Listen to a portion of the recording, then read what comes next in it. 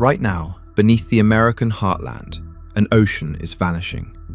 Every single year, an area of grassland bigger than the state of Delaware is erased forever.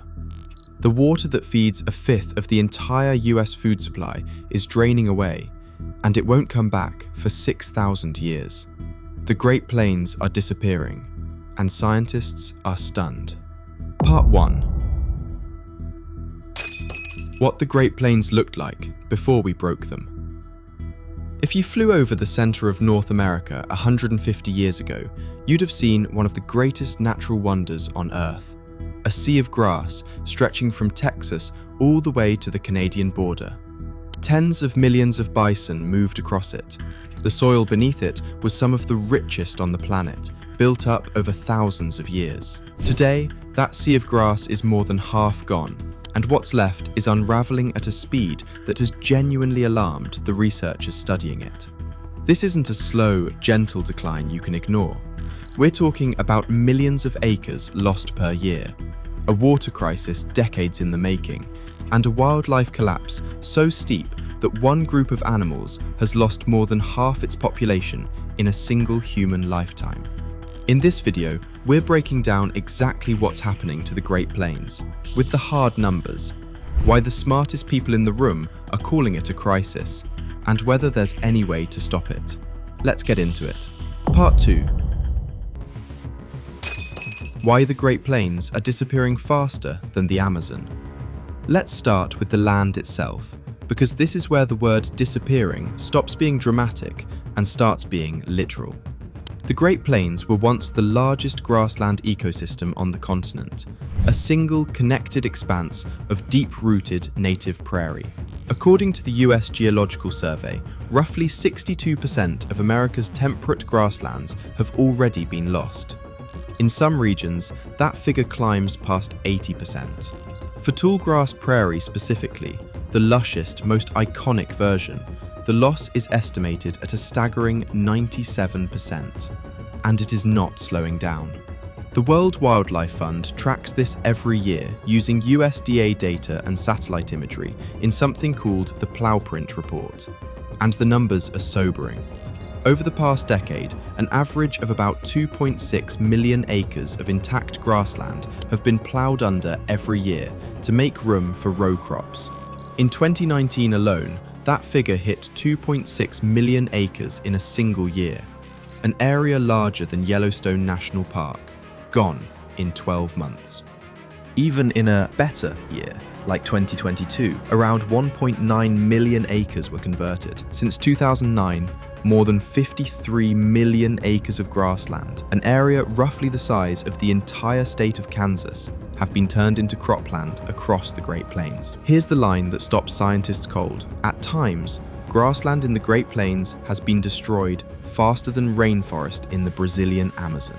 Let that sink in. We talk about Amazon deforestation constantly, and rightly so, but the prairie in America's backyard has been vanishing at a comparable, sometimes greater rate, with almost no one watching. Today, only about 55% of the grassland in the US and Canadian Great Plains remains intact. We have already lost roughly 70% of America's original prairies. And here's the cruelest part.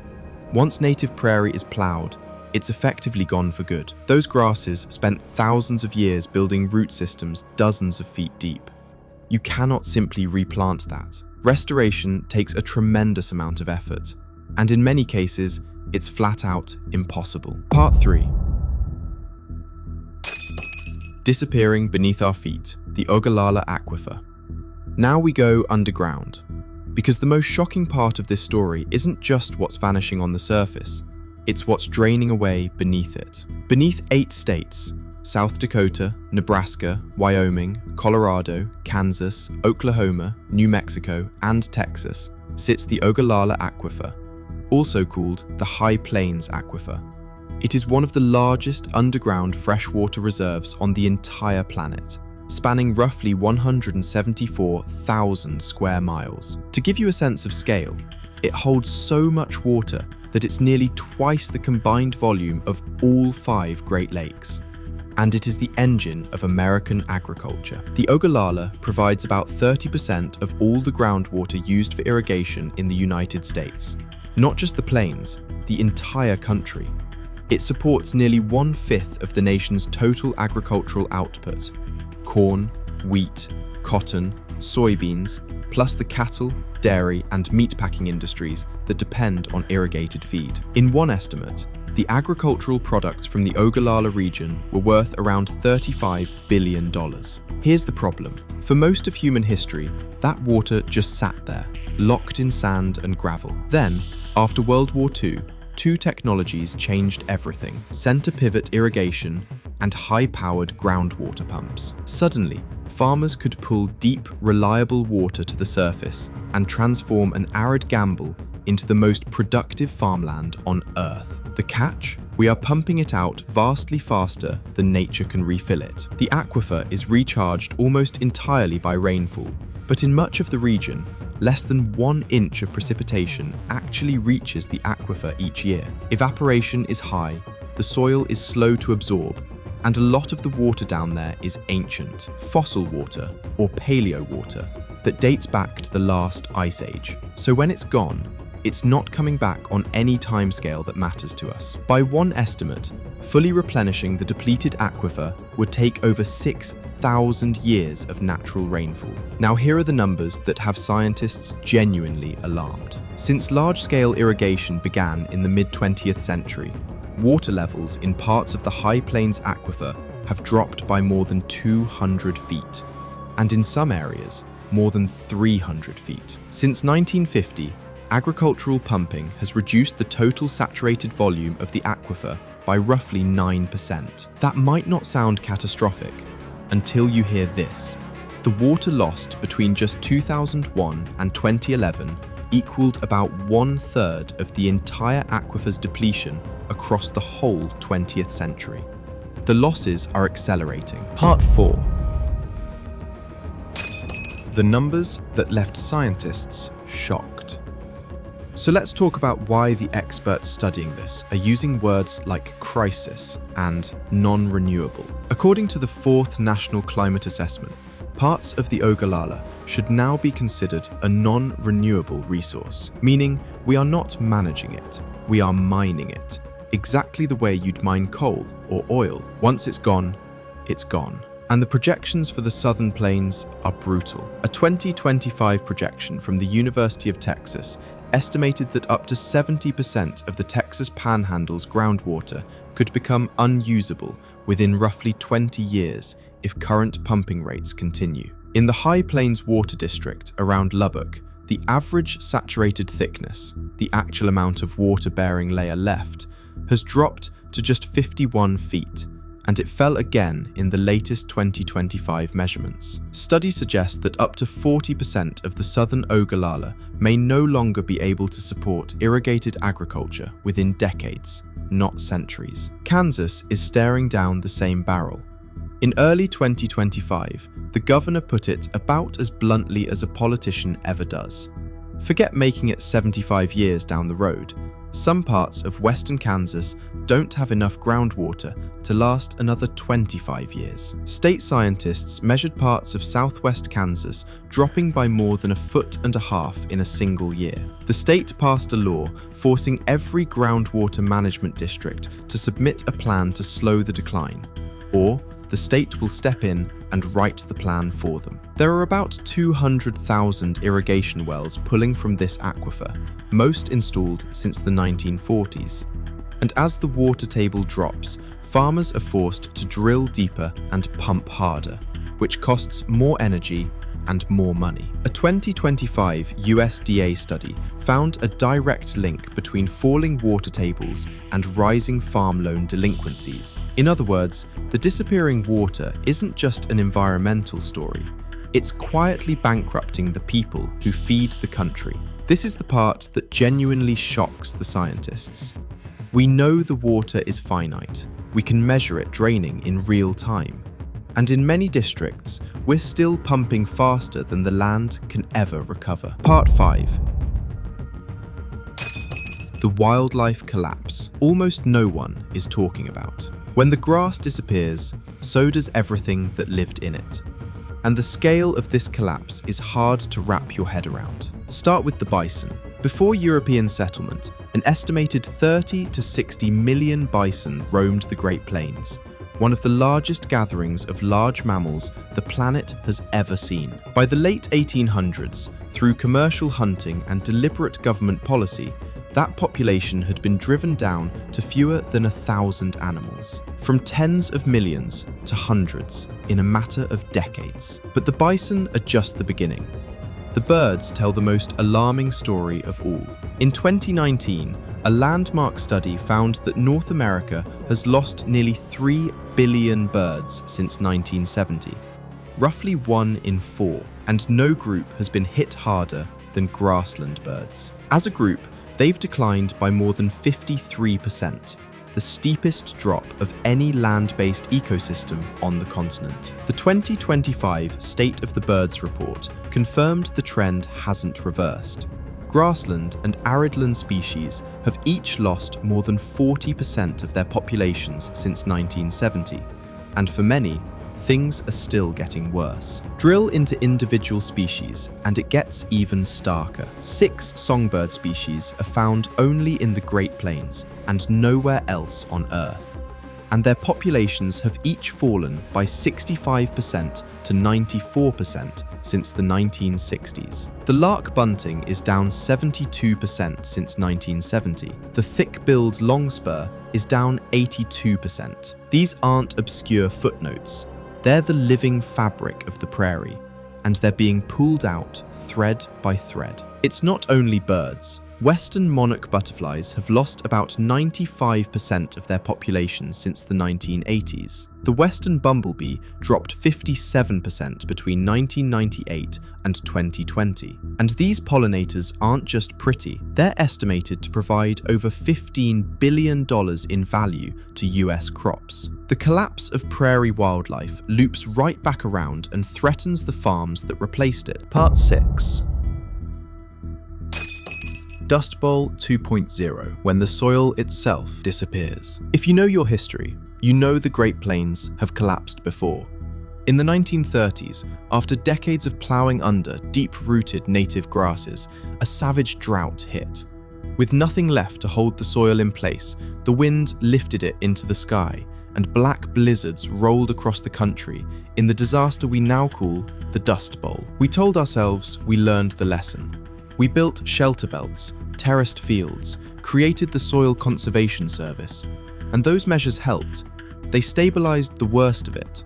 But here's the uncomfortable truth scientists are pointing to now. Soil erosion and topsoil loss across parts of the United States is estimated to be higher today than it was during the Dust Bowl itself. The reason comes back to that same fundamental mistake. Native prairie grass is a soil-protecting machine. Just 1 acre of tallgrass prairie can intercept 53 tons of water during a single 1-inch rainfall, slowing it, filtering it, letting it soak in, rather than ripping the soil away. When you replace that grass with annual row crops on marginal land, you strip out that protection. And it turns out, much of the newly ploughed land is bad farmland. About 87% of the grassland still intact in the Great Plains sits on poor or marginal soils. One study found nearly 70% of newly converted cropland produced yields below the national average. We're destroying irreplaceable ancient ecosystems to grow crops on land that barely produces. Now add climate change. The plains are projected to get significantly hotter by mid-century. Rainfall is expected to come in more violent bursts that cause flooding and erosion rather than soaking in. Droughts are projected to be longer and more intense, exactly the conditions that bring back Dust Bowl-style dust storms, which have already started reappearing in the southern plains. For a landscape already losing its grass, draining its water, and shedding its soil, that's 3 crises stacking on top of each other at the same time. Part 7. Can the Great Plains be saved? So is this hopeless? Not entirely. And this is important, because the same data that scares scientists also shows us what works. On the water side, conservation is real and measurable. In Kansas, voluntary programs called Local Enhanced Management Areas and Groundwater Management Districts have shown that precision irrigation, soil moisture sensors, and modest voluntary pumping cuts can dramatically slow depletion without destroying farm income. In one district, scientists calculated that cutting pumping by about 17.5% would be enough to stabilize the supply. Some North Plains farmers are already growing corn on roughly half the water they used to need. Streamlined operations now produce far greater yields with about the same water that was used 4 decades ago. The tools exist. The question is whether they get adopted fast enough and widely enough. On the grassland side, ranchers are the front line. Because most of the Great Plains is privately owned, much of it by ranching families, a well-managed cattle ranch is often the best defense against a field being plowed under. Organizations like the World Wildlife Fund now work with ranchers across the region, and programs are protecting over 1 million acres of grassland by keeping it as grass. There's even proposed federal legislation, the North American Grasslands Conservation Act, modeled on the successful wetlands law that helped bring waterfowl back from the brink. The science here is genuinely clear. Depletion can be slowed, grasslands can be kept intact, and birds respond when their habitat is protected. The obstacle isn't knowledge, it's whether we act on it before the thresholds are crossed, before that water table hits a point of no return, before that last unplowed prairie goes under. So here's where we stand. The Great Plains, one of the greatest ecosystems this continent has ever known, are quietly disappearing. The grass is being plowed faster than the Amazon. The water beneath it is being drained thousands of times faster than it can refill. The wildlife is collapsing, and the soil is blowing away again, just like it did a century ago. And the reason scientists are so shocked isn't that they didn't see it coming. It's that we can see it coming, clearly, in the data, in real time, and the disappearing continues anyway. This is one of the slowest motion, best documented crises in the country, hiding in plain sight in the middle of the map. But the story isn't finished. Every acre of prairie still standing, every gallon still in the ground, is a choice we get to make.